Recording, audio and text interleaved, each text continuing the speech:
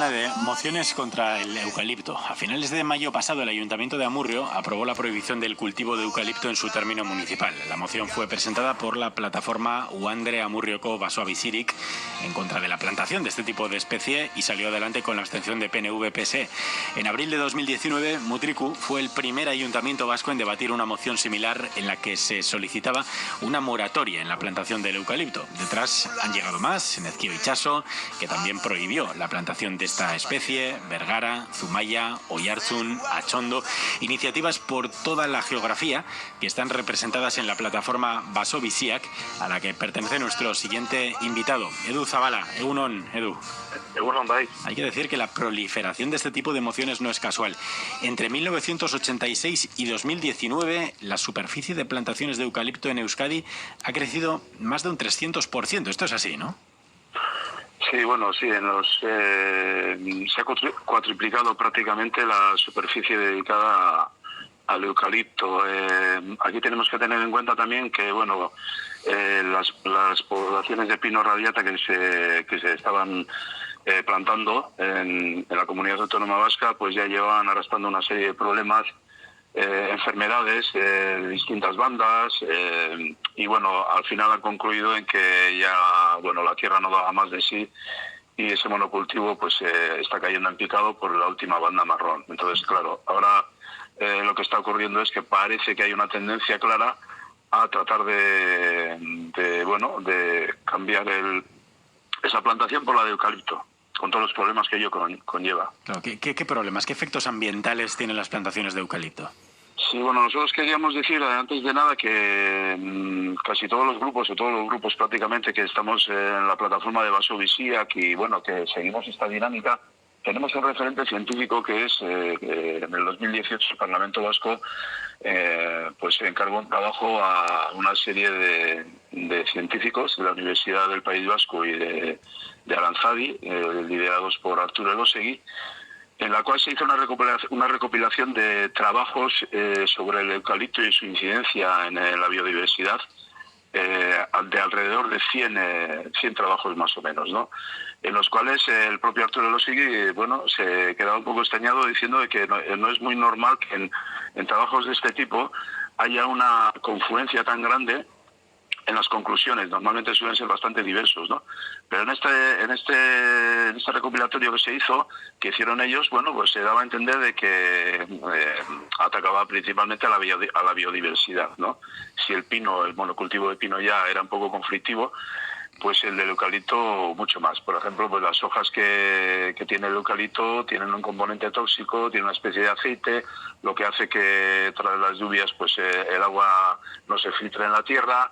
Es un árbol pirófito, además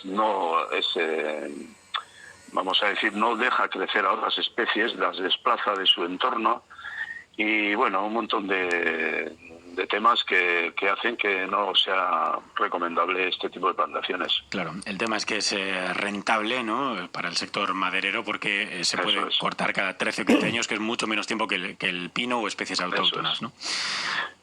Claro, sí, y en ese aspecto también pues hay que incidir principalmente porque, claro, si antes el pino, por ejemplo, se cortaba a los 25 años aproximadamente, ahora la corta del eucalipto pues ya se rebaja a la mitad prácticamente. Con lo cual estamos hablando de monocultivos, no de bosques, y esto afecta, pues como he dicho, a la biodiversidad de lo que pueda o consiga vivir ahí durante 12 años o 13 años. No hay manera de que se asiente una población, ni fauna ni flora, cuando después de ese espacio de tiempo tú actúas como una matarrasa que va unida sustancialmente a este tipo de producciones industriales de monocultivos, que lo único que hace es que, como todos son de la misma edad, esos árboles los corta a la vez, deja la tierra desprotegida, con lo cual cualquier lluvia puede arrastrar la tierra fértil que tanto cuesta conseguir, unos 100 años, pueda conseguir 10 centímetros, por ejemplo, en un día se pueden ir al río. Claro, y la pregunta es ¿qué pueden hacer las instituciones? Por ejemplo, en Galicia, donde la expansión del eucalipto es muy alta, la Xunta ha fijado una suspensión temporal del eucalipto, y eso que supone el 4% de su PIB. Hay más de 1.800 empresas forestales en Galicia y el 40% de árboles que utilizan ese eucalipto. Aquí en Euskadi, este tipo de mociones son más bien una declaración de intenciones, porque es potestad de cada diputación foral regular este tipo de plantaciones. En Vizcaya, concretamente, la Diputación intervino para evitar la repoblación de 49 hectáreas en Baracaldo, recomendó que eligieran especies autóctonas, pero no lo prohibió, dicen que no tienen competencias para ello. Sí hay que decir que hace más de una década la Diputación de Vizcaya decidió no subvencionar la plantación de eucalipto para limitar su presencia. De ahí que, ¿qué se puede hacer? ¿Esas mociones hasta qué punto pueden servir, al menos para presionar?